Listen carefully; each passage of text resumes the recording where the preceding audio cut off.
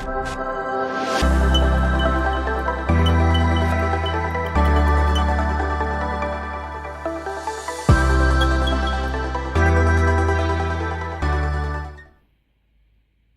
guys, RivalBoss here, and today I would just like to thank you guys one more time for getting me to that 1,000 subscriber mark. I couldn't have done it without you guys for the liking and the subscribing of the videos. I thank you from the bottom of my heart, and I hope you guys enjoyed the Retrorama modified image that I made. I know that some of you guys had problems with the controls and stuff, and I did it like that because those were my inputs, like as I burned the image straight through, and I figured a lot of people were having problems with some of the other images I'd posted in the past with not being able to set up controls. So I'm like, well, okay, I'm going to make an image that has them already set up. Maybe the buttons aren't going to work because of the wiring and stuff, but they're going to get something out of it. My next image that I'm going to be making a little bit here will be a bigger image. I might make a smaller image, more on that pretty soon, but the point is, the next image I'm going to do is I'm going to have that config deleted, so you will have to set it up when you first boot up the machine. So now we're going to talk about what is coming to the channel and what I've been kind of working on. So first off, I do have a PSP image that or file that I'm going to be sharing pretty soon. That's going to have a lot of just a good little image that, like, it's either going to be a 64 or 128. That basically you just can download, pop into your PSP, modified PSP, and have basically everything, all the PSP games and a whole bunch of emulators with, a bunch of Nintendo, Super Nintendo, a lot of Sega. Sega runs really good on that and stuff like that. I'm going to try to get that out sometime this month. The other thing I'm going to be doing probably in the next week or so, I'm going to Wolf, the guy that brought us the 32 gig image arcade ROMs only.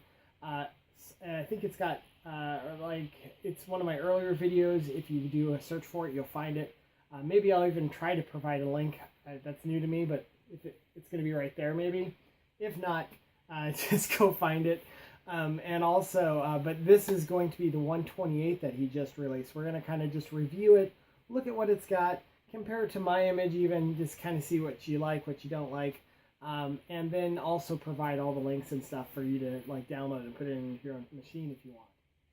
So I'm also going to start trying to do what I'm doing now, kind of an update on what I'm going to do for the channel, some basic stuff that's coming down the pipes, and also some news about the week prior. I'm probably going to try to do these towards the end of the week. And here is your news for this week. Basically, plug and play arcade thing, where basically it has Capcom, it just big giant letters, Capcom, and it's 2 arcade sticks. It connects through HDMI. I believe it has 16 arcade games, including some of the, like Alien vs. Predator and stuff. Pretty much things you all have if you guys have my Retrorama image, which, by this point you probably do. Basically, it looks really cool. It's cool that it goes through HDMI. I don't like that it doesn't disconnect at all in the center, like it's one giant thing. And I don't like the price point. $250. See, spend a little bit more, get an arcade one up, throw a RetroPie in there, personally. But, it's a neat idea, and it's cool that it's actually coming from Capcom. And I do know that the sticks and the buttons are going to be really nice ones, like they're high quality, Sanwan. But the only problem with those are, if you ever break a button, I know because it says Capcom, the buttons aren't going to match up, because it literally, each button has the coloration for the letters. So anyway, also this week,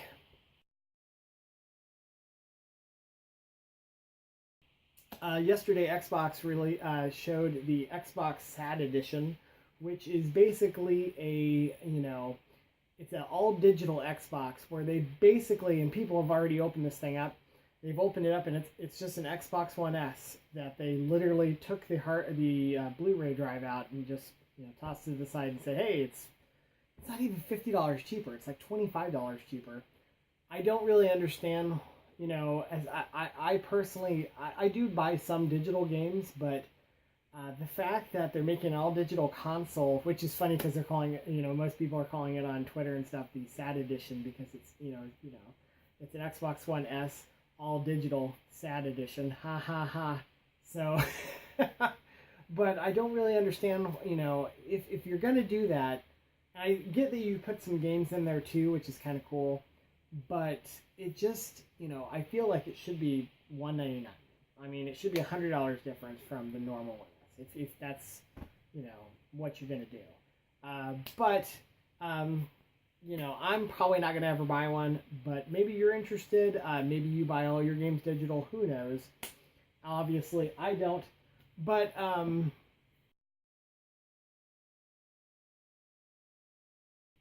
also this week, basically the same day, they did some news on the PS5, and this came, directly from the guy working on the hardware, developing the hardware for the system, and he basically said that it's going to have 8K resolution up to supported, which, by the way, is crazy because most people aren't even to 4K. I literally just upgraded to 4K television last year, so the fact that they're, gonna in 2020s when this thing is supposed to come out.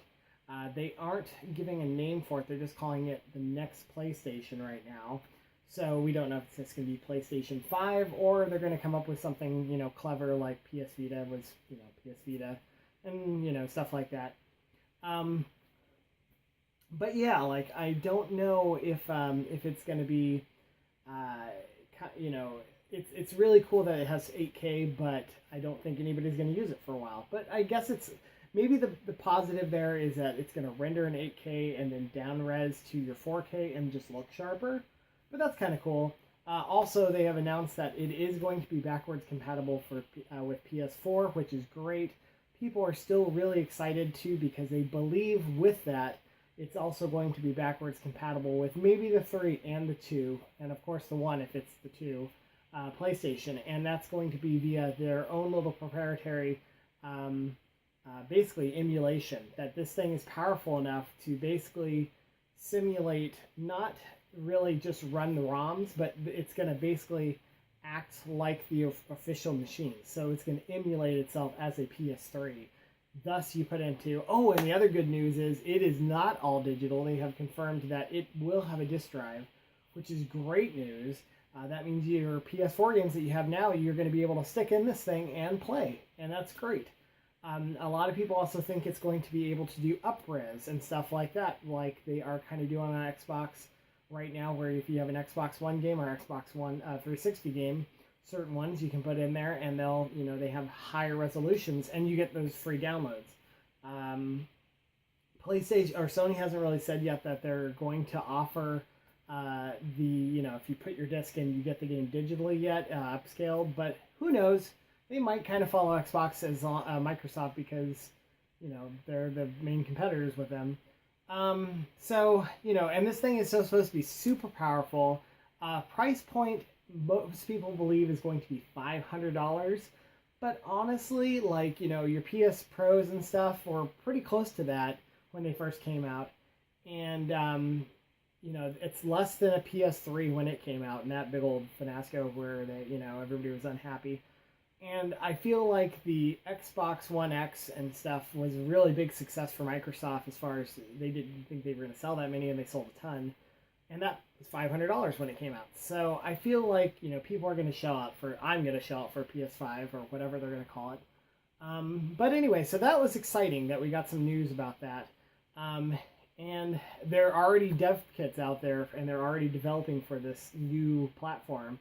The other neat thing about it, and the revolutionary thing about it, is supposedly it uses its own solid state drive, and it's faster than any other solid state drive in the hardware, even on computers.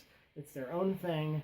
Supposedly it can load super duper fast. Like they were saying, like to go from one location to another in a game, it normally would have taken like 35 to 40 seconds, but with this new hard drive, the solid state drive, it literally took like half a second. It's just like boom, boom, boom.